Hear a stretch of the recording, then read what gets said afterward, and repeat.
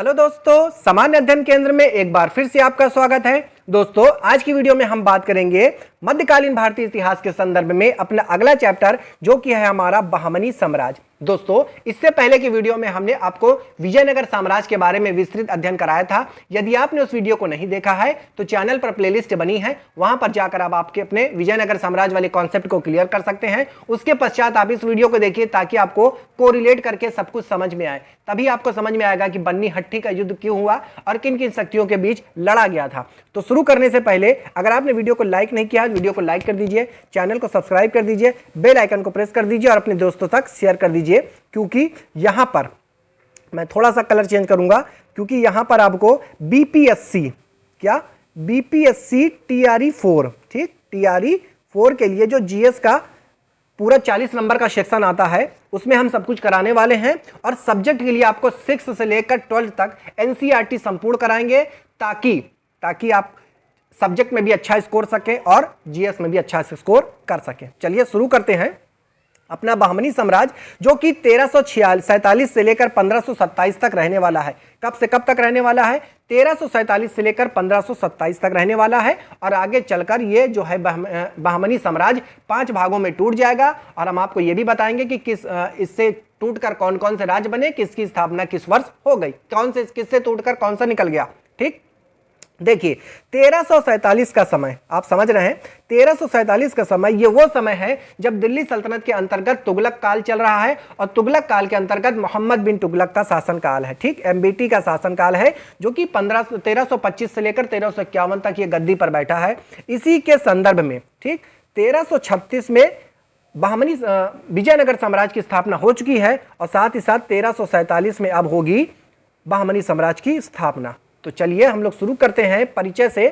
संस्थापक मोहम्मद बिन तुगलक के शासनकाल में हमने आपको बताया 1347 में हसन गंगू, ठीक, अलाउद्दीन हसन शाह भी इसको कहते हैं और अलाउद्दीन बहमन शाह भी कहते हैं, इसको जफर खान के भी नाम से कहते हैं। इस व्यक्ति ने 1347 में स्वतंत्र बहमनी साम्राज्य की स्थापना कर दी है दक्षिण भारत में। ठीक, चलिए इसकी राजधानी जो है गुलबर्गा, जो कि वर्तमान में आप जान रहे होंगे गुलबर्गा महाराष्ट्र में पड़ता है। ठीक, कर्नाटक में पड़ता है कि महाराष्ट्र में पड़ता है, आई थिंक, मुझे इतना ध्यान नहीं है। गुलबर्गा इसकी राजधानी है। राजभाषा क्या है इसकी? मराठी है। ठीक, इसकी राजभाषा मराठी है, लेकिन जो विजयनगर साम्राज्य की राजभाषा थी वो तेलुगु थी। ठीक, थोड़ा सा मैं जूम करके आपको दिखाऊंगा दोनों चीज, यहां आप अच्छा सा समझ पाएंगे। देखिए ये आपको दिख रहा है दक्षिण भारत, दिख रहा है संपूर्ण दक्षिण भारत है ये बहमनी साम्राज्य ऊपर है, विजयनगर साम्राज्य नीचे है। ठीक, ये बहमनी साम्राज्य थोड़ा आपको बड़ा दिख रहा है क्योंकि अभी 5 भागों में क्या होने वाला है?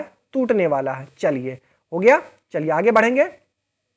प्रमुख तथ्य के बारे में जानेंगे, इसके कौन कौन से फैक्ट हैं। फुतुहुस सलातीन के लेखक इसामी, ठीक, फुतुहुस सलातीन ये एक पुस्तक है, इसका लेखक इसामी है। इससे हमको क्या मिलती है? बहमनी साम्राज्य के बारे में जानकारी मिलती है। अलाउद्दीन हसन शाह के पश्चात उसका पुत्र मोहम्मद शाह प्रथम क्या बना? सुल्तान बन जाता है। इसके काल ही में सबसे पहले क्या हुआ? बारूद का प्रयोग हुआ। ठीक, बारूद का प्रयोग हुआ। सबसे पहले अगर भारत में बारूद का प्रयोग हुआ तो बहमनी साम्राज्य में मोहम्मद शाह प्रथम के शासनकाल में प्रयोग हुआ। लेकिन तोप की बात अगर की जाए तो तोप आप समझते हैं कि 1526 में कौन लेकर आएगा? हाँ, बाबर लेकर आएगा। ठीक है, बाबर लेकर आएगा, वो तो अलग बात थी। किसके विरुद्ध किया था उसने? बुक्का के प्रथम।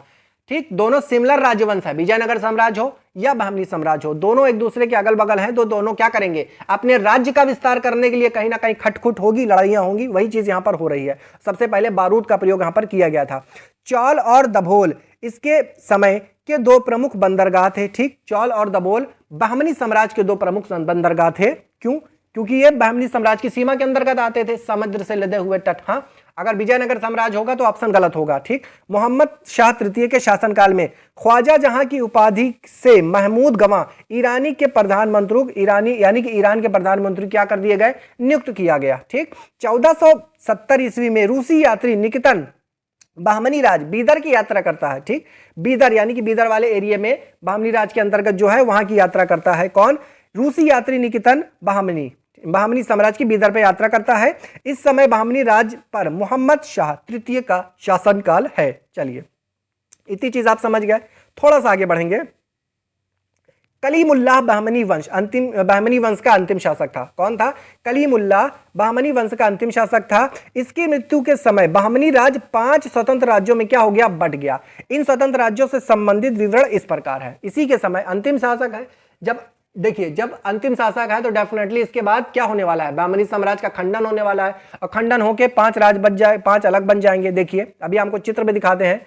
ये देखिए यहां पे थोड़ा जूम करके मैं दिखाता हूं। बहमनी साम्राज्य देखिए, अहमदनगर एक खंड अहमदनगर है, बरार है, देखिए बरार है, बीदर है और गोलकुंडा है और बिजनौर है। बिजनौर नहीं, बीजापुर है, सॉरी बीजापुर है। चलिए अब देखिए इसकी स्थापना पर हम लोग देख लेते हैं। सबसे पहले बीजापुर, ठीक, सबसे पहले क्या होगा? बीजापुर उसमें आएगा। आदिल शाह के नेतृत्व में आएगा ये राजवंश। यूसुफ आदिल शाह इसका संस्थापक है 1489 में। दूसरे नंबर पर है अहमदनगर, निजाम शाही राजवंश है ये। और मलिक मलिक अहमद इसका संस्थापक है 1490 में। देखिए एक ही साल का फर्क है।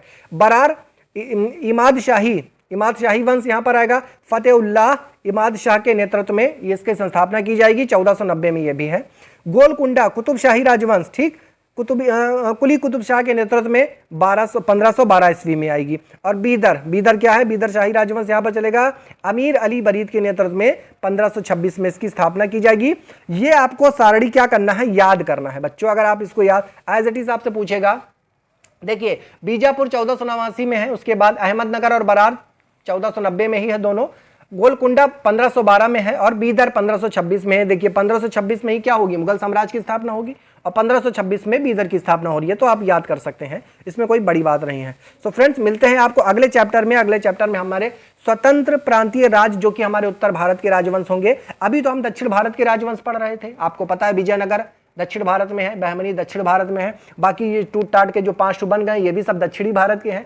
इसके बाद की जो वीडियो में हम लाएंगे वो आपको उत्तर भारत के, जैसे कि फैजाबाद है, जौनपुर है, इन सभी की स्थापना हुई, इसके बारे में बात करेंगे। ठीक है, तो वीडियो पसंद आया तो वीडियो को आप लाइक करिए, चैनल को सब्सक्राइब कीजिए, बेल आइकन को प्रेस कीजिए। सबके अंदर आदत है, वीडियो क्या करते हैं, वीडियो को अच्छे से देख लेंगे, चैनल को सब्सक्राइब भी कर लेंगे, ठीक, कई बार भी देख लेंगे, पर करते क्या है, वीडियो को लाइक नहीं करते हैं। क्या वीडियो पसंद नहीं आती क्या आप लोग को? इतनी मेहनत से आप देख लीजिए कितनी खूबसूरत से पीडीएफ तैयार की गई है। हाँ, आप क्या करिए, वीडियो को लाइक कर दीजिए करिए। चलिए मिलते हैं नेक्स्ट वीडियो में, तब